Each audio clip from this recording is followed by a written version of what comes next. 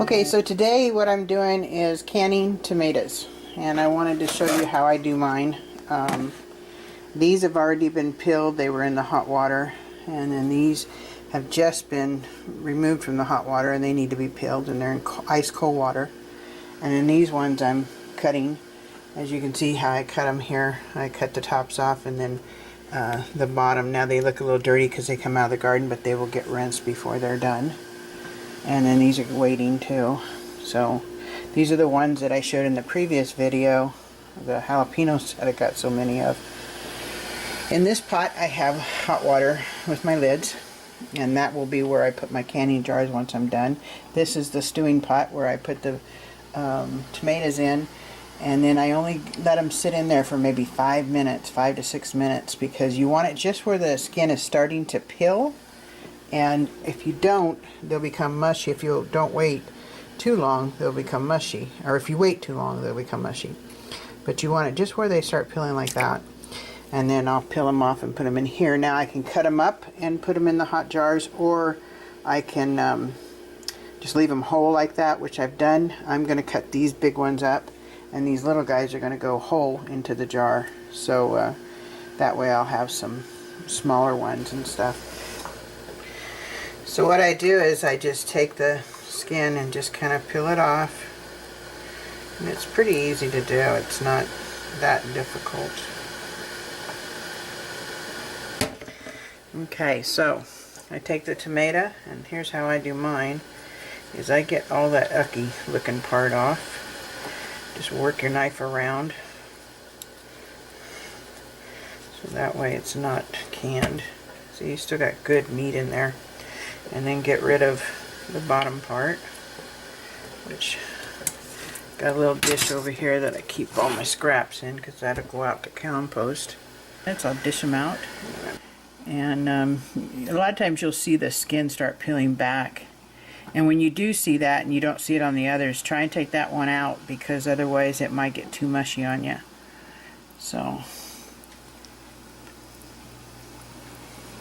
I'm going to pull out a jar. And I switch places with my big pot from what I was using earlier, so that I can put my canning jars in this. So I'm just going to start adding the tomatoes.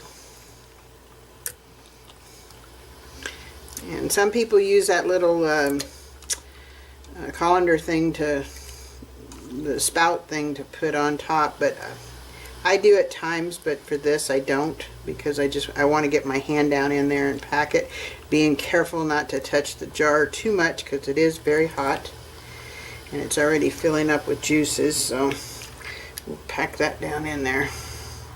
And like I said, it's inevitable, you're going to get juice.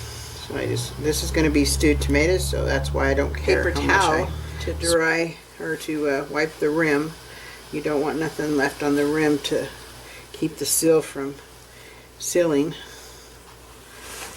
And there we go. Now I'm going to get a lid out. Come on. There we go. Put the lid on. And I go a half-inch in right above the half-inch mark, so that it doesn't... So I'm going to put that in there. Okay, so now it's over the jars, and I want to get those boiling. So I will put the lid on and let them process for 45 minutes.